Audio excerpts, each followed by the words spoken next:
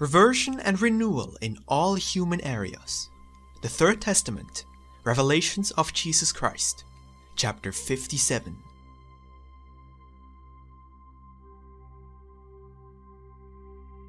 New and more profound knowledge.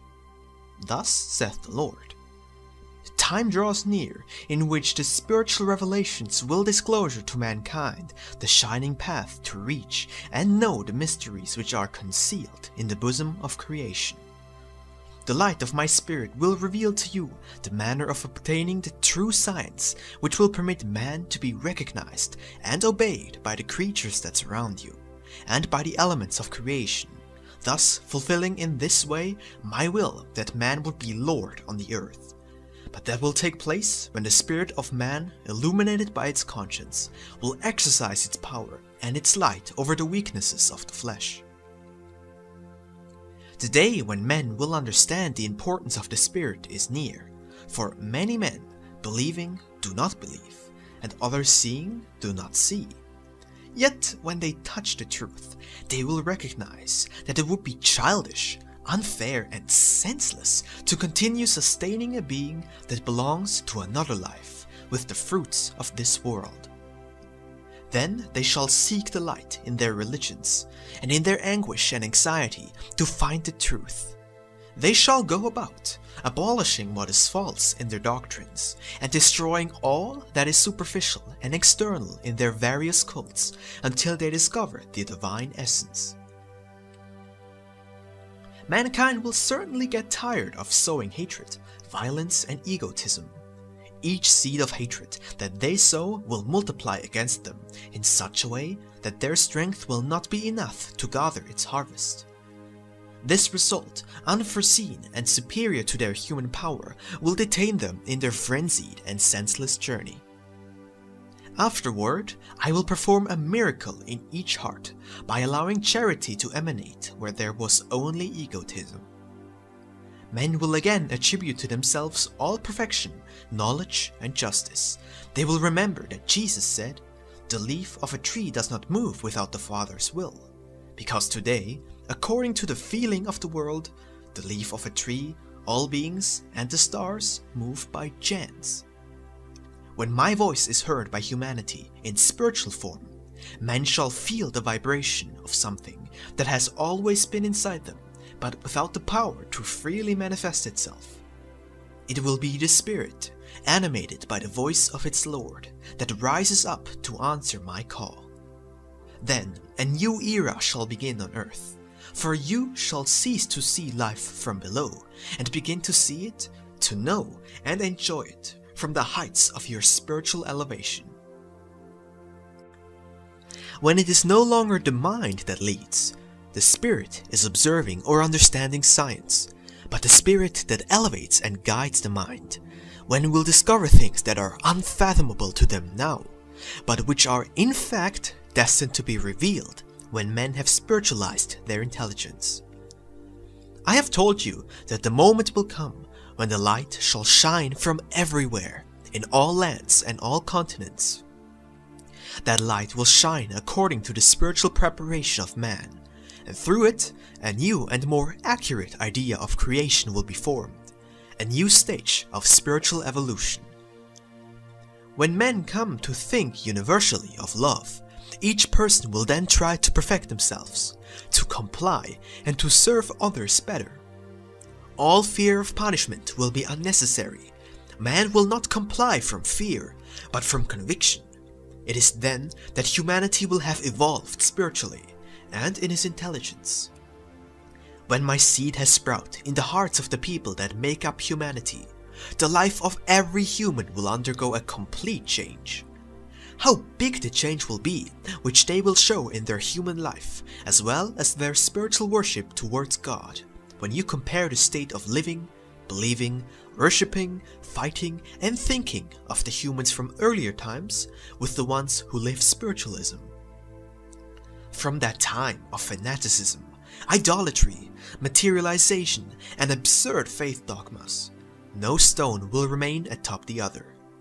All errors that your ancestors and you yourselves will bequeath to the following generations will be removed. Everything that does not carry any essence of good and truth within itself will not persist, but everything good that you inherited, they will preserve. That doctrine, expounded in a more spiritual form than in past times, shall have to struggle between men, peoples, religions, and sects to open a passageway and establish itself. Yet, when the time of confusion has passed, the peace shall come to men, and they will enjoy finding in my word the contents it has always held.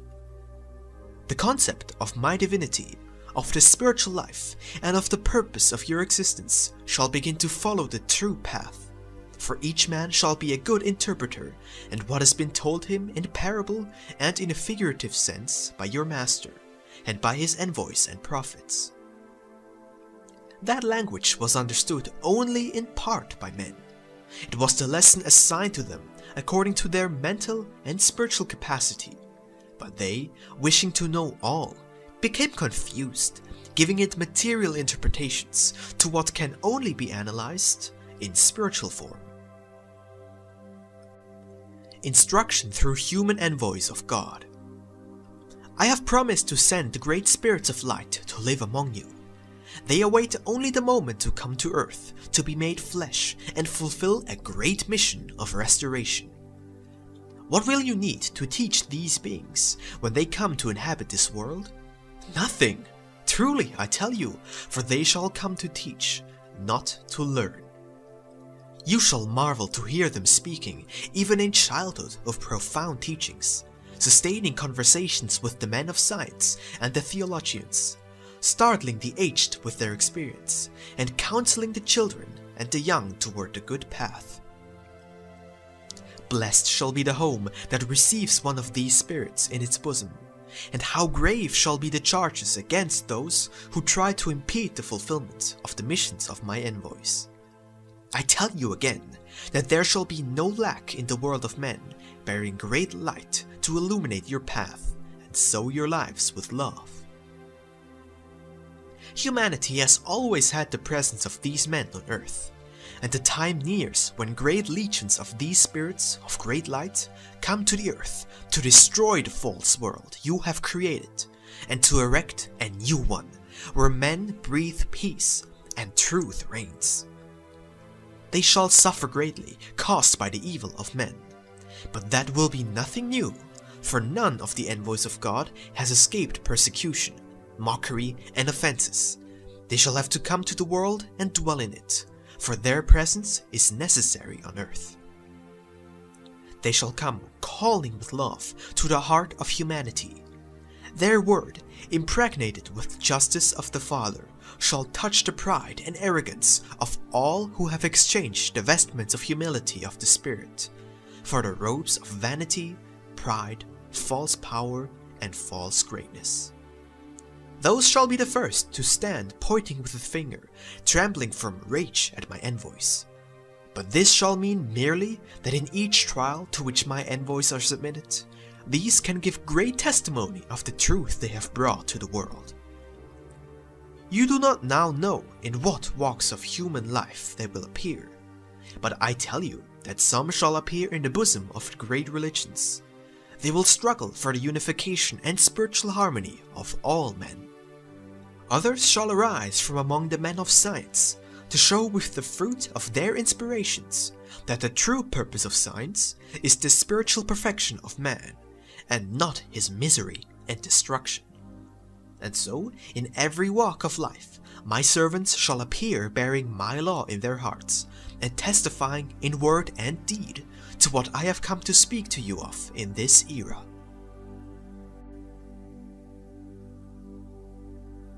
The metamorphosis of human beings. I am prophesying a new world for you, and a humanity made spiritual. And again, when this word is known, it will not be believed. Generations and generations shall pass. The arrogance of men shall unleash tempests and floods, pests and plagues, and the cry of humanity shall move the heavens. Yet, after all this, the new inhabitants shall begin a life of reflection and spirituality, making use of the immense body of experience that past generations have left to them, and the divine seed shall begin to germinate. In each spirit exists a germ of the divine, for it sprang from me, and just as your children inherit the looks or the characteristics of the parents, the spirits too shall, in the end, reveal that which they have inherited from their celestial Father, which is love. After the new flood, the rainbow shall shine as a symbol of peace and a new pact man will make spiritually with its Lord. You should expect the struggle to be great, for all of you shall need to fight against the dragon of evil, whose weapons are ambition, hatred, earthly power, lust, vanity, selfishness, lies, idolatry, and fanaticism, all being the forces of evil born of the human heart, and against which you must fight with great courage and faith until you have defeated them.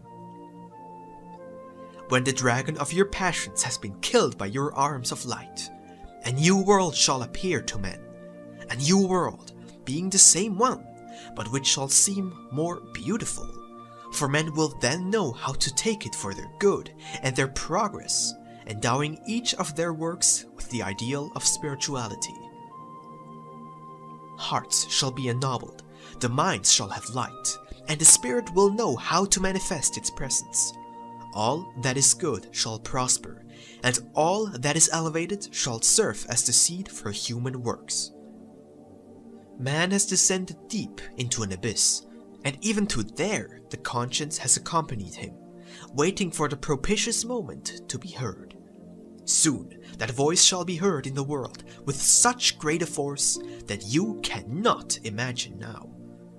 But it will make mankind come out of their abyss of pride, materialism, and sin, to be cleansed in the waters of repentance and begin to elevate themselves toward the path of spirituality.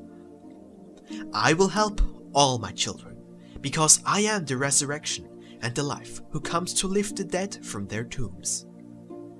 In this existence that I now come to offer mankind, men will abide by my will, renouncing their freedom of will through love, persuaded by the fact that he who abides by the will of the Father is not a servant nor a slave, but a true Son of God. Then you will know a true happiness and the perfect peace, which are the fruit of love and wisdom. I tell you that in this, the third era, though it seems impossible to you, the regeneration and salvation of humanity shall not be difficult, for the task of redemption is a divine work. My love shall be that which returns men to the road of light and truth. My love subtly entering each heart, caressing each spirit, manifesting itself through each conscience, shall transform the hardest rocks into sensitive hearts. It shall make spiritualized beings of materialistic men, and of heart sinners men of righteousness, peace, and goodwill. I speak to you in this way because none know better than I the evolution of your spirits, and humanity, in spite of its great materialism, its love for the world, and its passions developed to the greatest depths of sin, only in appearance lives clinging to the flesh and material life. I know that when it feels in its spirit the affectionate touch of my love, it shall come to me ready to quit itself of its burden and follow me on the road of truth, that without realizing, it intensely wishes to travel. Be alert, and you shall be the witnesses of the conversation of those who have ignored me, just as you shall see the return of those who have parted from the path of truth. Men of science who have dedicated their lives to seeking tools and strength for destruction, upon feeling their judgment approach, shall turn to the path of truth to consecrate their last days to the moral and material reconstruction of the world. Others who in their pride had tried to occupy my place among the spirits shall descend from their thrones to imitate me among humanity. And those men who at one time agitated among the people promoting wars shall come to see their errors and anxiously seek peace between men. When my light has penetrated all hearts, and the men who lead the peoples, those who teach, and all those who fulfill the most important missions, let themselves be guided and inspired by the higher light, that is the conscience, then indeed can you have hope for one another. Then can you have faith in your brothers, for my light will be in all, and in my light is my presence, and the justice of my love. My teaching shall be heard again by humanity. However, it will not be because my law has returned to humanity. It has always been written in their consciences.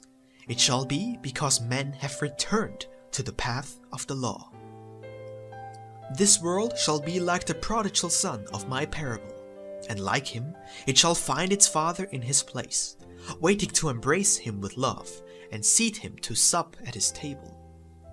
The hour for the return of humanity to me has not yet come. They conserve yet a part of their inheritance, which they will have to squander in feasting and pleasures until they find themselves naked, hungry, and sick before they can raise their gaze to the Father.